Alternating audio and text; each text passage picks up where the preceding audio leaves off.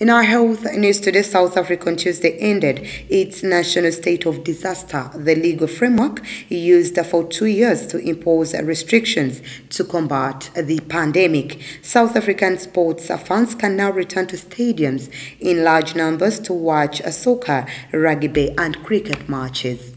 Speaking in a nationally televised speech on Monday night, South Africa President Cyril Ramaphosa said that while the pandemic is not over and while the virus remains among them, these conditions no longer require that they remain in a national state of disaster.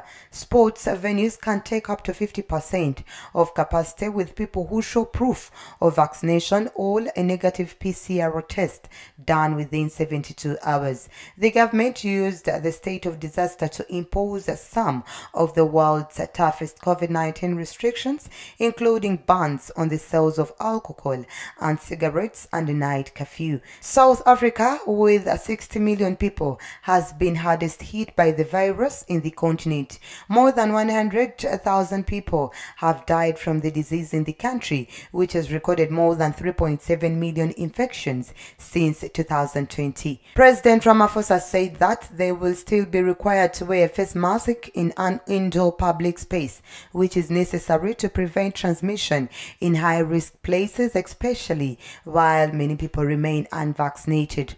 Opposition parties, which have been pressuring the government to lift the state of disaster, have widely welcomed the government's decisions. It has also been welcomed by business and tourism sector, saying it would pave the way for the country's economic recovery after it lost an estimated 2 million jobs during the pandemic.